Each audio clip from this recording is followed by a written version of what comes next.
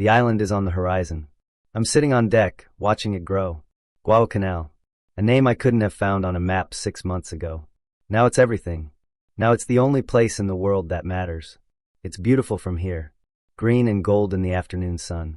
Mountains rising in the distance. Palm trees along the shore. It looks like a postcard, like the kind of place people save for years to visit.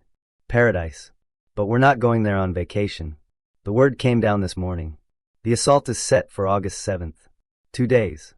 2 days until we climb down the cargo nets into the landing craft and head for that beach. 2 days until everything changes. The ship is full of rumors. Everyone's heard something different. The Japs have 50,000 men on the island. They have 0. They have tanks. They have no tanks. They're waiting for us on the beach. They've already pulled out. No one knows. No one knows anything except that we're going in, and some of us won't come out. I'm trying not to think about that. Trying to focus on the island, on the job, on the next breath. But it's hard. The closer we get, the harder it gets. I wrote to Ellen today. My sister. She's 14, living with Aunt Margaret in Oregon. I'm all the family she has left, now that Mom's gone and Dad's. Well, Dad's wherever Dad is. Drinking probably. Not that it matters. He stopped being a father a long time ago. I told her I was fine. That the weather was nice. That the food was good. That I was thinking of her. I didn't tell her about the island, about the rumors, about the fear that sits in my chest like a stone. I didn't tell her that I might never see her again. I put her photograph in my pocket, next to my heart. It's a small one, taken last year at the county fair. She's smiling, squinting into the sun, her hair blowing across her face. She looks happy. She looks like Mom. I touched it just now writing this. It's still there. Still flat. Still her. I wonder if she's thinking of me tonight. I wonder if she knows. 1 day left. The ship is buzzing with preparation. Men cleaning rifles for the 100th time. Checking ammunition. Writing letters. Playing cards. Trying to look tough, trying to look calm, trying to look anything except what we really are. Scared kids from farms and factories and small towns about to go to war. Sergeant Kowalski came by this morning. He's a career Marine, been in since before the war. He looks at us, these fresh-faced boys, and I can see what he's thinking. Lambs to the slaughter. But he doesn't say that. He says other things. Stay low. Keep your rifle clean. Listen for your squad leader. Don't be a hero. Heroes die. Smart men come home. He looked at me when he said it, like he knew I needed to hear it. Maybe he did. Maybe he sees the fear I'm trying to hide. I asked him if he's scared. He was quiet for a moment. Then he said, "Every time, kid. Every time. The ones who aren't scared are the ones who don't understand what's coming. Fear keeps you alive. Use it." Then he walked away, checking on the next group, the next scared kid. I think about that. Fear keeps you alive. I'll try to remember. I met someone today. Private First Class Eddie Tanaka. He's Japanese. American, I mean. From Hawaii. His family's been in the States for 3 generations, but that doesn't matter to some of the guys. They look at him and see the enemy. They don't trust him. They won't talk to him. I sat down next to him at chow. I don't know why.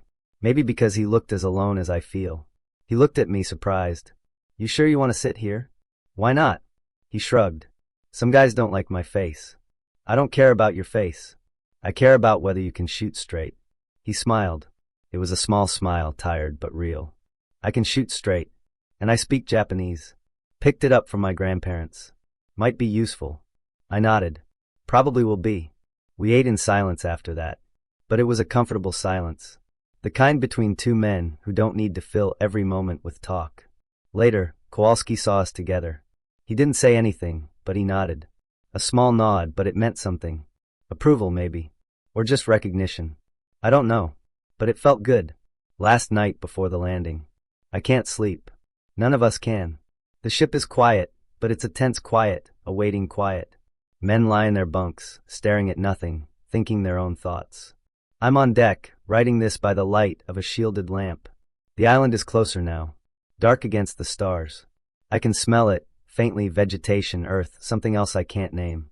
It's not a bad smell. Just different. Foreign. I think about Oregon. About the forests where I worked. The smell of pine, the feel of an axe in my hands, the quiet. That was a different kind of quiet. Peaceful. This quiet is full of fear. I think about Ellen. About her smile in that photograph. About the promise I made to Mom before she died, take care of her. I've tried. I've worked, saved, done my best. But what happens now? What happens if I don't come back? Aunt Margaret will raise her. She's good, Aunt Margaret. Kind. Ellen will be fine. She'll grow up, fall in love, have children, live a life. She'll remember me, maybe, as the brother who went to war and didn't come home. I don't want that. I want to come home. I want to see her graduate, get married, be happy. I want to be there. But wanting isn't enough. Not here. Not now. The order came. We're moving out. The landing craft are being lowered. Men are climbing down the nets, their gear heavy, their faces pale in the dim light. No one talks. No one jokes. There's nothing to say. I'm going now. I'm going to put this notebook in my pack, strap on my rifle, and climb down into the dark. Somewhere ahead, beyond that black water, beyond that silent island, the enemy is waiting. I don't know if I'll write in this again. I don't know if I'll see another sunrise. But if I don't make it, someone will find this. A Marine, maybe, or a sailor, or some stranger years from now. Whoever you are, I want you to know, I was scared. I was 19 years old. I came from Oregon, from the woods, from a family that needed me. I had a sister named Ellen, and I loved her more than anything. And I did my job. I climbed down the net. I got in the boat. I went to war. Because that's what we do. That's what we have to do. August 7th, 1942, 9 a.m., Guadalcanal. We're on the beach. I can't quite believe it. After months of training, weeks at sea, hours of waiting in the landing craft, we're here. On solid ground. On enemy soil. Alive. The landing was nothing like I expected. No guns firing at us. No planes overhead. No mortars. Just the sound of our boats grinding against the sand, the roar of the engines, the shouted orders of the coxswains. We climbed out, waded through knee-deep water, and walked onto the beach like we owned the place. It felt wrong. Too easy. Like walking into an empty house, knowing someone's waiting in the back room. The beach is beautiful. White sand, palm trees, clear water. If this were Oregon, people would pay money to stand here. But it's not Oregon. It's Guadalcanal, and somewhere in those trees, the Japanese are waiting. We formed up quickly, moved off the beach, into the jungle. That's when the real landing began. The jungle is unbelievable. I thought I knew woods. I grew up in the forests of Oregon. I've spent years logging, cutting trails, living in the trees. But this is something else entirely. The moment you step under the canopy, the world changes. The light disappears. It's like dusk, even at noon. The trees tower overhead, 100 feet high, their crowns blocking the sun. Vines hang everywhere, thick as ropes, tangling around your arms, your legs, your rifle. The undergrowth is a wall of green, ferns, bushes, thorny plants I can't name. There's no trail, no path, nothing but the way we force through with machetes. The heat is suffocating. It wraps around you like a wet blanket, heavy and damp. Within minutes, my uniform was soaked through. Sweat runs into my eyes, down my back, pooling in my boots. I've never been so wet and so thirsty at the same time. And the smell. Rot. Decay. Something dead, somewhere, though I can't see it. The jungle is constantly dying and constantly growing, and the smell of it is everywhere. Insects swarm. Mosquitoes mostly, but also things I've never seen, giant ants, flying beetles, things that crawl and buzz and bite. Kowalski says the mosquitoes are worse than the Japs. They carry malaria, which kills more men than bullets ever will. We're moving inland, toward the airfield. That's the objective. A Japanese airstrip they've been building. Take that, and we control the skies over the Solomons. That's the plan, anyway. So far, no contact. No Japanese.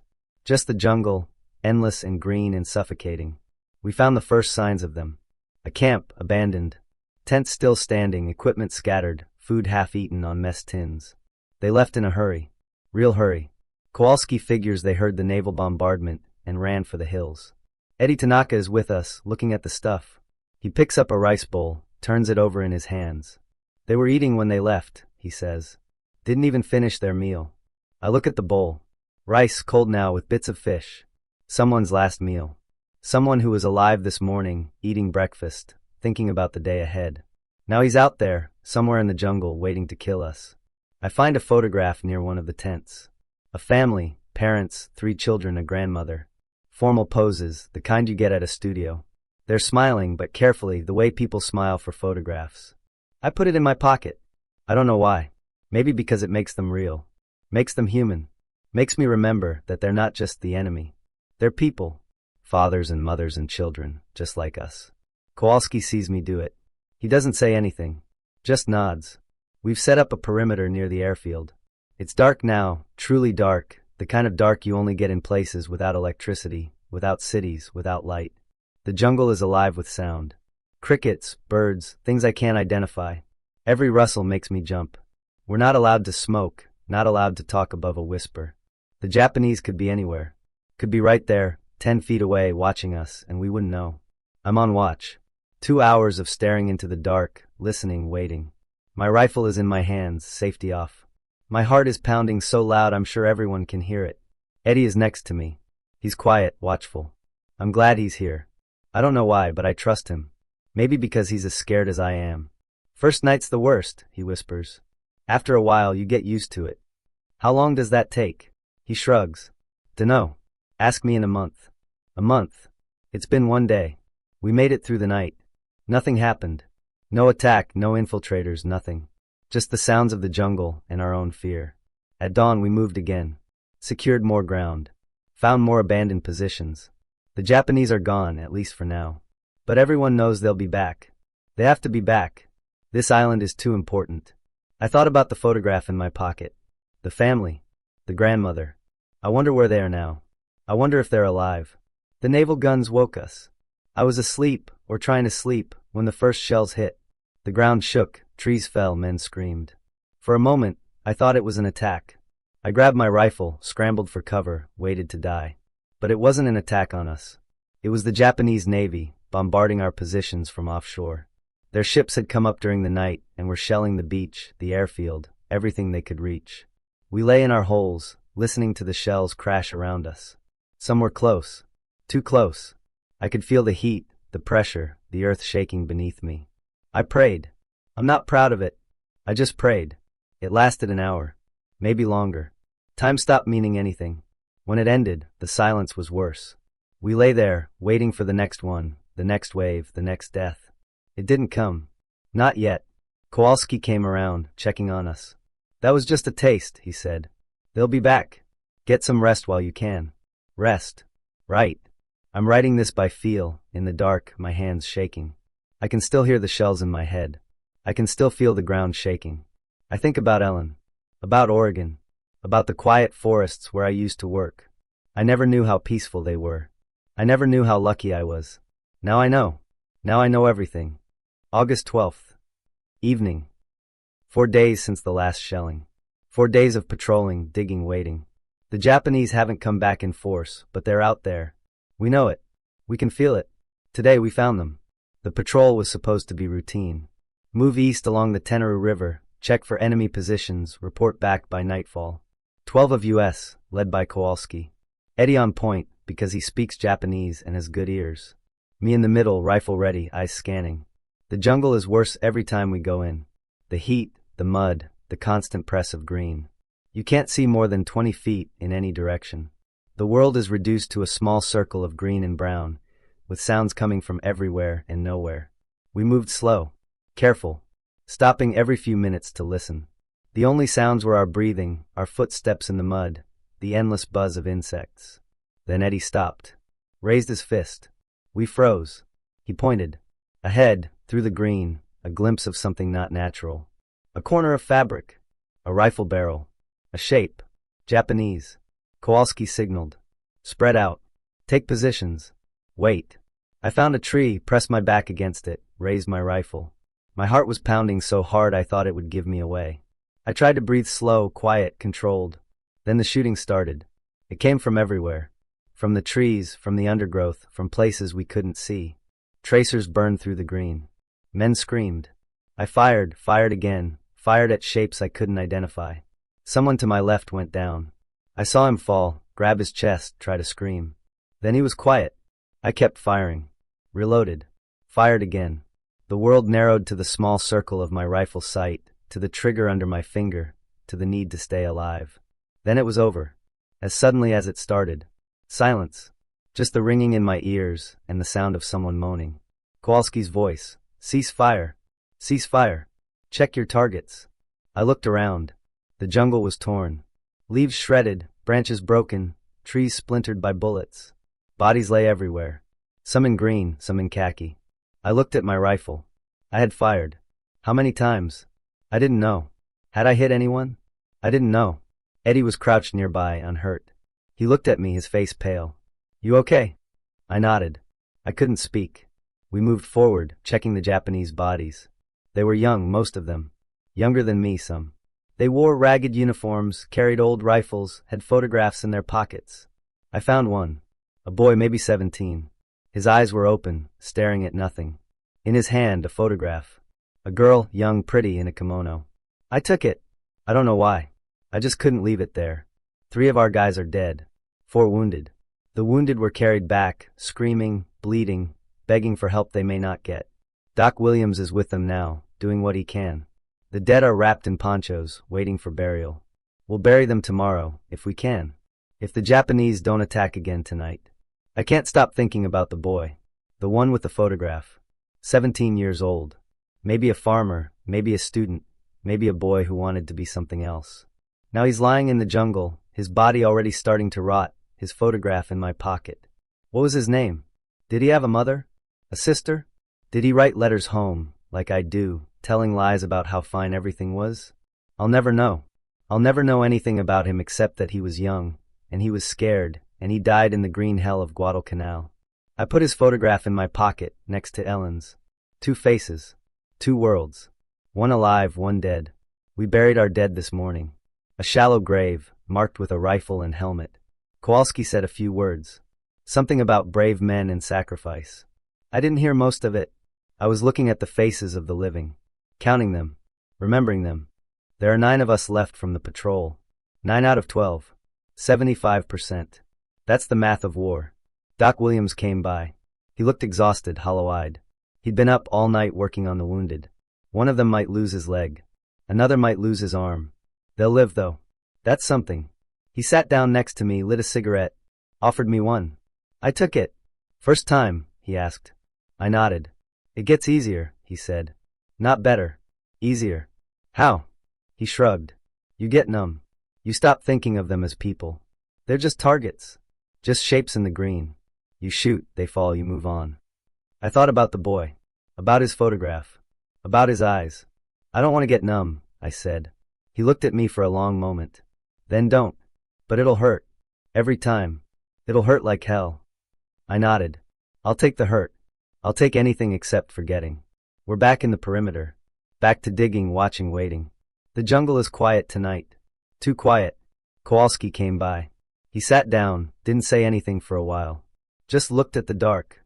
You did good out there, he finally said. You kept your head. You fired when you needed to. You didn't freeze. I didn't feel like I did good. I felt like I survived. That's different.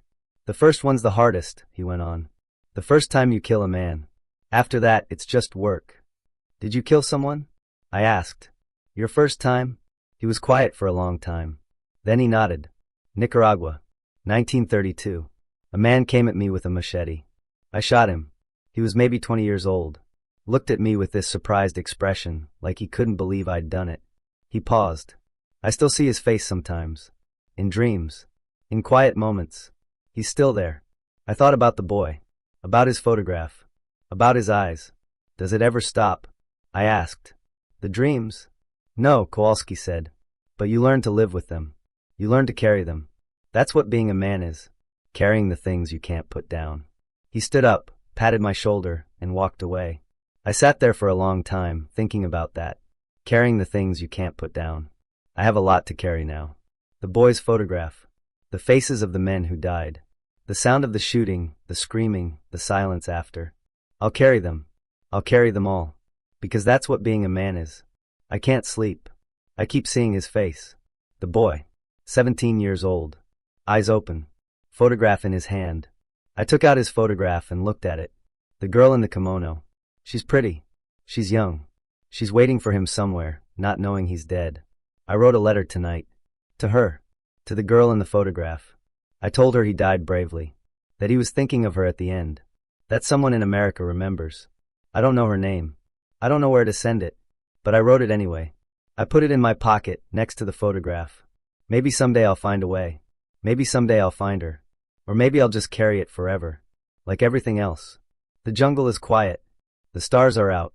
Somewhere far away, Ellen is sleeping. She doesn't know what happened today. She doesn't know what I did. She doesn't know about the boy, or the photograph, or the faces I'll carry forever. I hope she never knows. I hope she never has to carry anything like this. I hope she just lives, happy and free and safe. That's why I'm here. That's why we're all here. So she can live. I just have to remember that. Through the patrols, through the fighting, through the faces in the dark. I have to remember Ellen. I have to remember home. I have to remember what I'm fighting for. Because if I forget that, then I'm just another killer in the jungle. And I don't want to be that. I want to be Bobby Reynolds. From Oregon. Ellen's brother. Even if that boy is gone now. Even if something else has taken his place. I'll hold on to the name. I'll hold on to the memory. I'll hold on to her photograph, next to my heart. And I'll keep moving. Keep fighting. Keep carrying. Because that's what being a man is. The attack came last night. The biggest one yet. The Japanese threw everything at us. Thousands of men, screaming, charging, dying. They hit our lines just after midnight, and for 6 hours, we fought for every inch of ground. I'm writing this by first light, my hands still shaking, my ears still ringing. The ground around me is covered with bodies. Ours and theirs. Too many to count. Too many to bury. It started with artillery. Their shells rained down on us for an hour, shaking the earth, tearing holes in the jungle. We huddled in our foxholes, hands over our heads, waiting for it to end. Men screamed as shells found them. Men died without ever seeing the enemy. Then the shelling stopped, and the screaming began. They came out of the jungle in waves. Hundreds of them. Thousands. I couldn't see them at first, just shapes in the dark, shadows moving between the trees. But I could hear them. That terrible sound. Marine, you die. Marine, you die. Screaming it over and over, their voices high and wild. I fired into the dark. Reloaded. Fired again. I didn't aim. I couldn't see to aim. I just pointed and pulled the trigger, pointed and pulled, over and over until my rifle was empty and my shoulder was raw. They kept coming. Some of them broke through. I saw them in the trenches, fighting hand to hand with our guys. Bayonets and knives and fists. Men grunting, screaming, dying inches apart. I couldn't help. I couldn't move. I just watched, frozen, my rifle empty, my mind blank. Then one of them was in front of me. He came out of the dark, his rifle raised, his bayonet aimed at my chest. He was young, maybe my age, his face twisted with fury. He screamed something I couldn't understand and lunged. I moved. I don't know how. I just moved. His bayonet missed my chest but caught my arm, slicing through the flesh like butter. The pain was immediate, electric, but I didn't stop. I swung my rifle like a club, caught him in the side of the head. He fell. I stood over him, breathing hard, my arm bleeding, my rifle raised. He looked up at me, his eyes wide, his mouth open. He was just a boy. Like me. Like all of them. I brought the rifle down again. And again. And again. I don't remember stopping. I don't remember anything after that until Kowalski was there, pulling me away, shaking me, shouting my name. Reynolds. Reynolds. It's over. They're pulling back. Stop. I stopped. I looked at my hands. They were covered in blood. His blood. The boy's blood. I looked at the ground. He was there. Not moving. Not anything. I turned away and vomited into the dirt. They're counting the dead now. Hundreds of Japanese bodies in front of our lines. Maybe 1,000. They piled up like logs, like something from a nightmare. The smell is already starting. By tomorrow, it'll be unbearable. Our losses are bad too. 1/3 of the company, maybe more. Men I've known for months, men I've eaten with, trained with, laughed with. Gone. Eddie is alive. He's sitting nearby, cleaning his rifle, his face blank. He doesn't talk. He hasn't talked since last night. I don't blame him. Doc Williams is working on the wounded. There are so many. He moves from body to body, doing what he can, his face calm, his hands steady. I don't know how he does it. I don't know how any of us do it. Kowalski came by. He looked at my arm, wrapped it in a bandage. You'll live, he said. Lucky bastard. I didn't feel lucky. I felt dead inside. You did good, he said. You fought. You survived. That's all that matters. Is it?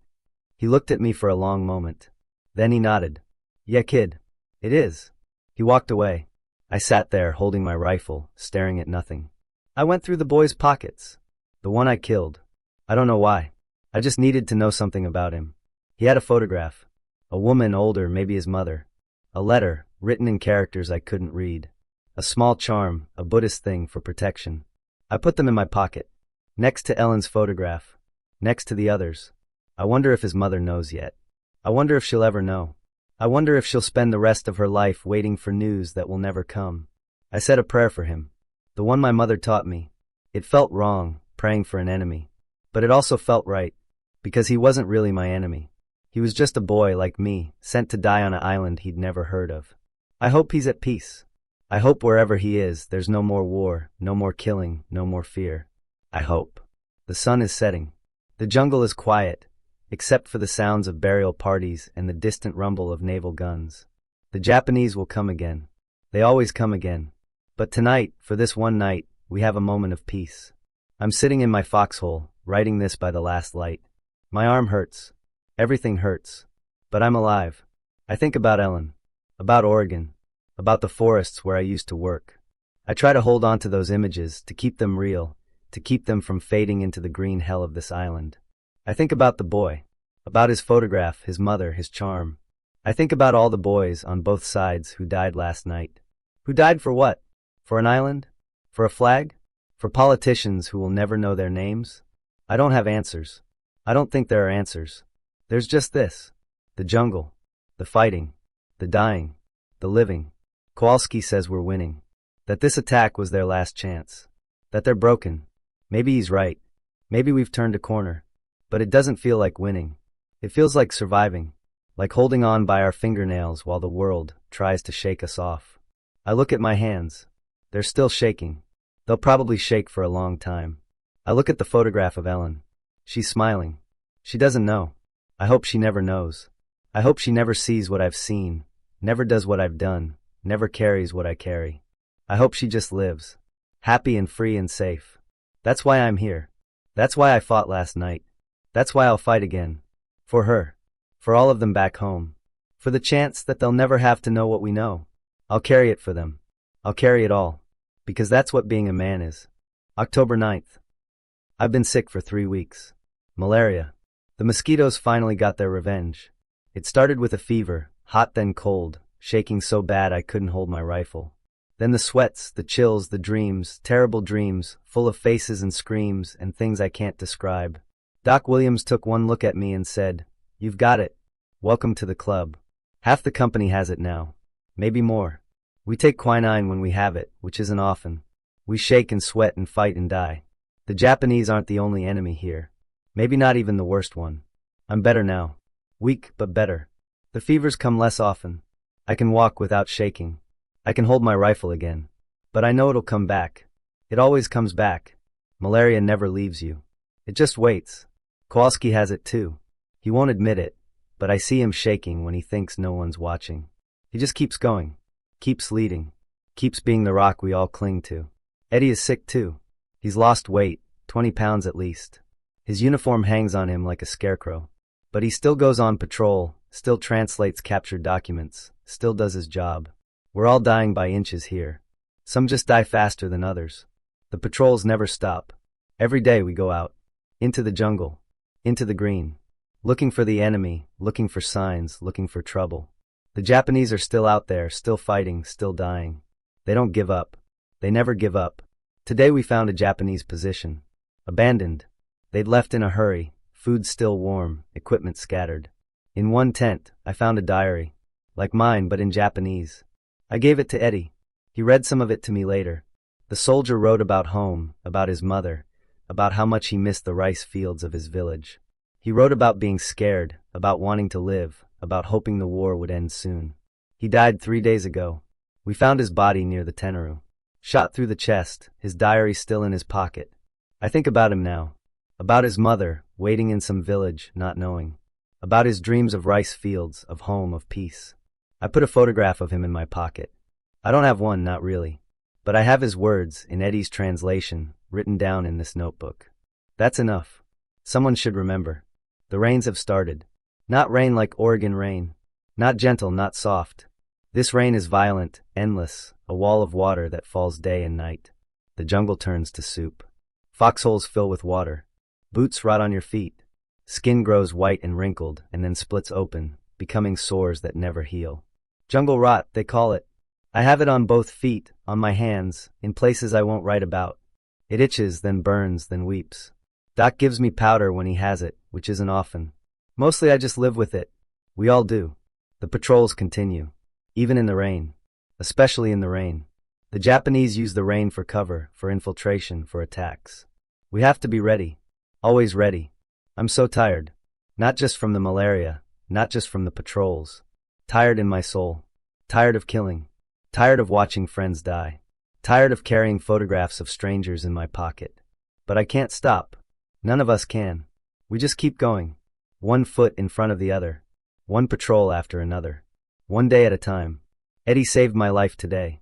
We were on patrol, moving through a thick section of jungle near the Matanacaw. I was on point, which means I was first, most exposed. The malaria has made me slow, made my reactions dull. I should have seen it. I didn't. The sniper's bullet passed so close to my head I felt the wind. It hit a tree behind me with a thwack that I'll hear forever. Before I could move, before I could even think, Eddie was there. He'd seen the muzzle flash, seen where the shot came from. He fired 3 times into the trees. There was a crash, a body falling through branches, then silence. We found him. A Japanese sniper, tied into a tree, his rifle still in his hands. He was young, like all of them. His eyes were open, staring at nothing. Eddie looked at him, then at me. "You owe me one," he said. I didn't know what to say. Thank you seemed too small. Everything seemed too small. I just nodded. He nodded back. We kept moving. The news came today. The Japanese are pulling out. Not all at once, but they're leaving. The Navy beat them at sea, cut off their supplies. They're starving like us. Dying like us. And now they're leaving. It doesn't feel like victory. It feels like survival. Like we've been through something so terrible that winning and losing don't matter anymore. Kowalski sat with me tonight. He looked old. Older than I've ever seen him. "We did it, kid," he said. "We held." I nodded. I didn't know what else to do. "What now?" I asked. He shrugged. "More islands. More fighting. More dying. Until it's over or we're dead." I thought about that. More islands. More jungles. More boys with photographs in their pockets. "How do you do it?" I asked. "How do you keep going?" He was quiet for a long time. Then he said, "I think about Chicago. About the lake, the way it looks in summer. About my mother's cooking. About the guys who didn't make it. I keep going for them. Because if I stop, if I give up, then they died for nothing." I thought about Ellen. About Oregon. About all the photographs in my pocket. "I keep going for them," I said. He nodded. "Yeah, that's how it works." December 1st. The patrols are lighter now. The Japanese are fading, retreating toward the coast, waiting for evacuation. We push them when we can, but mostly we just watch. Let them go. Let them leave. I've been counting the photographs. I have 23 now. 23 faces. 23 stories. 23 boys who died on this island. I know their names now, some of them. Eddie translated the letters, the diaries, the scraps of paper. Tanaka. Sato. Yamamoto. Yamada. Names I'll never forget. I wonder if anyone in Japan knows. I wonder if their mothers wait by the door, watching for sons who will never come home. I think about my own mother. She died before the war. Sometimes I think that's a blessing. She never had to worry about me. She never had to get that telegram. Ellen will get it, if it comes. Aunt Margaret will hold her while she cries. And then she'll go on. Because that's what we do. We go on. Christmas in the jungle. It doesn't feel like Christmas. No snow, no trees, no presents. Just rain and mud, and the distant sound of guns. But someone found a bottle of whiskey. Someone else found a can of fruit cocktail. We sat in a circle, passing the bottle, sharing the fruit, pretending we were somewhere else. Kowalski told a story about Christmas in Chicago. About the lights, the crowds, the feeling of being alive in a city that never sleeps. Eddie talked about Hawaii, about Christmas on the beach, about his grandmother's cooking. I talked about Oregon. About the tree we'd cut every year, about the smell of pine, about Ellen's face when she opened her presents. We sang songs. Off-key mostly. But we sang. Silent Night. Jingle Bells. White Christmas. Some of the guys cried. Some laughed. Some just sat there, staring at nothing. I thought about the Japanese soldiers, somewhere in the jungle, spending their own Christmas. Do they sing songs? Do they think of home? Do they have mothers waiting? I hope they do. I hope they have something. Because in the end, we're all the same. Just boys far from home, trying to survive. The word came today. We're being relieved. Fresh troops are coming. We're going back to Melbourne, to rest, to recover, to try to become human again. I don't know how I feel. Relieved, yes. But also strange. This island has been my whole world for 5 months. The jungle, the mud, the fear, the faces. It's hard to imagine leaving. I walked to the cemetery today.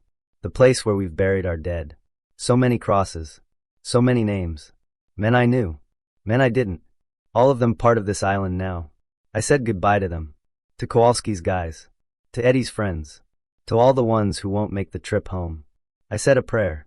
The one my mother taught me. Then I walked back to camp, packed my gear and waited. The island is fading behind us. Getting smaller, greener, more distant. Soon it'll be just a dot on the horizon. Then nothing. I stood at the rail for a long time, watching it go. Thinking about everything that happened there. All the fighting. All the dying. All the photographs in my pocket. 23 faces. 23 boys. I'll carry them forever. Eddie came and stood beside me. He didn't say anything. Just watched the island disappear. Kowalski is below sleeping. First real sleep he's had in months, probably. Doc is writing in his journal, recording the names, the dates, the deaths. We're all different now. Harder. Older. Stranger to ourselves. But we're alive. We made it. I thought about Ellen. About seeing her again. About Oregon. About the forests where I used to work. I tried to imagine it. Home, peace, normal life. It felt impossible. Like a dream I couldn't quite remember. But maybe that's okay. Maybe I don't need to imagine it. Maybe I just need to live it when the time comes. Until then, I have the photographs. I have the memories. I have the names. I have Ellen's smile next to my heart. And I have this notebook full of words, full of truth, full of everything I couldn't say aloud. I'll keep it forever. So I don't forget. So I remember who I was, who I became, who I'm trying to be again. A boy from Oregon. A Marine. A survivor. A man carrying 23 faces in his pocket. February 9th, 1943, Melbourne, Australia. We've been in Melbourne for 2 weeks now. The city is beautiful, green parks, wide streets, buildings that aren't shattered by shell fire. People smile here. They laugh. They live. I don't know how to be among them. The first few days were strange. Walking on pavement instead of mud. Sleeping in a bed instead of a foxhole. Eating food that isn't from a can. My body doesn't know what to do with comfort. It keeps waiting for the next patrol, the next attack, the next scream in the dark. The nightmares come every night. The faces. The boy with the bayonet. The sniper in the tree. The piles of bodies along the Tenaroo. I wake up sweating, reaching for my rifle, not knowing where I am. Then I remember. I'm in Melbourne. The war is somewhere else. For now. Kowalski says it'll pass. Give it time, he says. You'll learn to be human again. I'm not sure I want to be human again. The human I was before Guadalcanal. That boy is gone. He died in the jungle somewhere, along with so many others. But maybe a new human can grow. Someone who carries the memories but isn't destroyed by them. Someone who can smile and mean it. Someone who can hold Ellen and not flinch at every sound. I'm working on it. One day at a time. I met a girl today. Her name is Margaret. She's Australian, works in a canteen for soldiers. She has red hair and freckles and a laugh that makes me forget, just for a moment, where I've been. She asked me about the war. I didn't know what to say. How do you explain Guadalcanal to someone who's never left Melbourne? How do you describe the smell of rotting bodies, the sound of men screaming, the feel of a bayonet going into flesh? I told her it was hard, that I was glad to be here, that Australia is beautiful. She looked at me with those eyes, kind, curious, not understanding, and said, "You've seen things, haven't you? Terrible things." I nodded. She didn't ask more. She just took my hand and held it. And for a moment, I felt something I haven't felt in months. Human connection. Warmth. Peace. I'll see her again tomorrow. She said she'd save me a seat at the canteen. Maybe that's something to live for. I wrote to Ellen today. A long letter, the first real one since Guadalcanal. I told her I was safe. That I was in Australia. That I missed her. I didn't tell her about the photographs. About the faces. About the boy I killed with my rifle, but about the dreams. Some things you can't put in letters. Some things you have to carry yourself. But I told her I loved her. That I was coming home someday. That she should keep dancing, keep living, keep being happy. She'll write back. She always does. And her letters will be like water in the desert, life-giving, precious, something to hold on to. I put her photograph back in my pocket, next to the others. All those faces. All those waiting women. I carry them all. I always will. I went to church today. First time since before the war. I don't know why. Maybe because I needed to feel something bigger than myself. Maybe because I needed to ask forgiveness for things I can't undo. Maybe because I needed to pray for the faces in my pocket. The priest was old, kind, soft-spoken. He talked about peace, about love, about forgiveness. I sat in the back and listened. I didn't take communion. I didn't confess. I just sat there, in the quiet, and let the words wash over me. Afterwards, he came and sat beside me. He didn't ask questions. He just said, "You've been through something difficult, son." I nodded. Whatever you've done, whatever you've seen, God's mercy is bigger than all of it. I wanted to believe him. I still want to believe him. I don't know if I can, but I'm trying. Eddie came to see me tonight. He's leaving tomorrow, reassigned to a different unit, a different island, a different war. We sat together on the steps of the barracks, watching the stars. Neither of us spoke for a long time. Finally, he said, "I wanted to thank you for being my friend, for not looking at me like the others did." "You're welcome," I said. "Thanks for saving my life." He smiled. "We're even then." We shook hands. Then he hugged me quick and hard, the way men do when they might never see each other again. "Stay alive, Bobby." "You too, Eddie." He walked away into the dark. I watched until I couldn't see him anymore. Another face for the pocket. Another friend to carry. I heard from Kowalski today. He's in a hospital in Sydney. Something with his leg, the old wound acting up.